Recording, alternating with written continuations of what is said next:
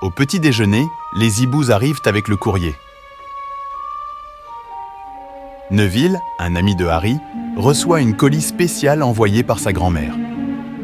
C'est un rappel-tout. Une boule en verre remplie de fumée rouge. C'est pour se souvenir qu'on a oublié quelque chose. Harry, Ron et Hermione détestent les Serpentards. Enfin, ils détestent surtout Drago Malfoy et ses deux amis Crabbe et Goyle. Malheureusement, les Gryffondors ont deux cours avec les Serpentards. Le cours de potions et le cours de volume sur balai. Aujourd'hui, c'est le premier cours de volume sur balai. Harry est impatient. Il n'est jamais monté sur un balai volant. L'après-midi, les élèves de Gryffondor et de Serpentard se retrouvent dehors pour le cours de volume sur balai. Le professeur, Madame Bibine, pose un balai devant chaque élève. Tendez la main droite au-dessus du balai et dites « Debout !» Debout ! Le balai de Harry lui saute dans la main. « Debout !» crient tous les élèves. Puis, Madame Bibine dit « Montez sur votre balai et donnez un coup de pied par terre pour décoller. » Neville décolle avant les autres.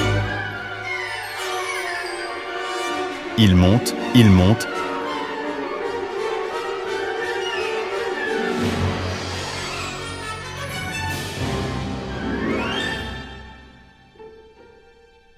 Et il retombe dans un grand cri.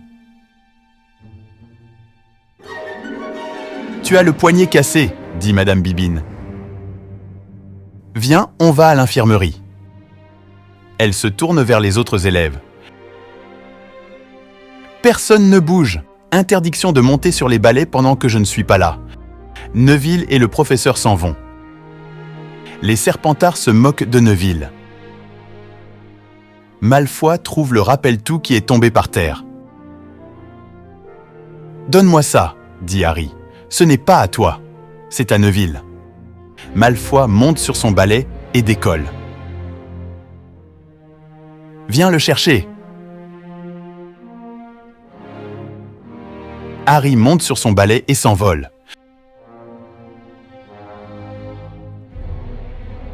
Malfoy jette le rappel-tout dans le vide.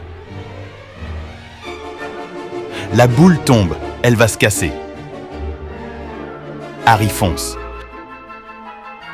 Il vole à toute vitesse et la rattrape avant d'atterrir doucement dans l'herbe.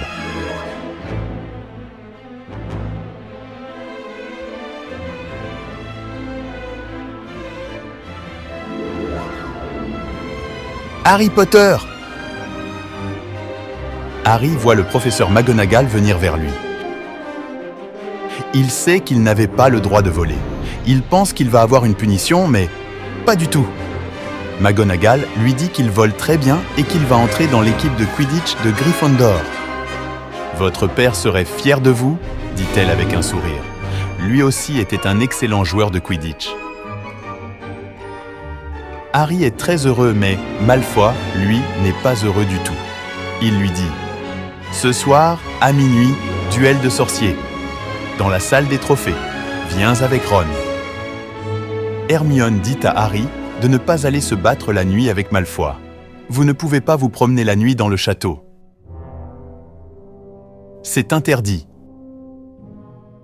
Si un professeur vous attrape, vous allez faire perdre des points à Gryffondor. Mais Harry et Ron y vont quand même.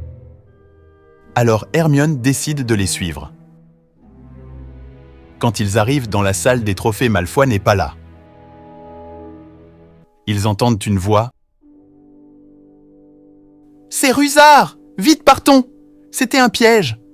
Ils courent sans se retourner, le plus vite possible.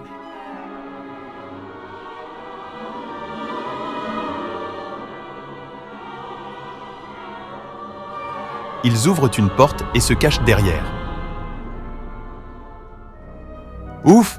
Je crois qu'on l'a semé. » Mais ils sont dans le couloir du 2e étage. Ils comprennent tout à coup pourquoi ce couloir est interdit. Dans cette pièce se trouve un chien monstrueux à 3 têtes. Ils s'enfuient à nouveau et retrouvent la salle de Gryffondor. Ils peuvent enfin respirer. « Pourquoi y a-t-il un monstre pareil à l'école ?» demande Harry. « Ils sont fous. » Sous le chien, il y avait une trappe, répond Hermione. « Une trappe ?» demande Ron. « Alors, il doit garder quelque chose de précieux ?» répond Hermione. Harry se souvient du petit paquet mystérieux que Hagrid avait pris à la banque des sorciers. Il avait dit que c'était pour Dumbledore et que c'était un secret. « Tu as raison, Hermione, ce monstre garde quelque chose, et je sais ce que c'est. »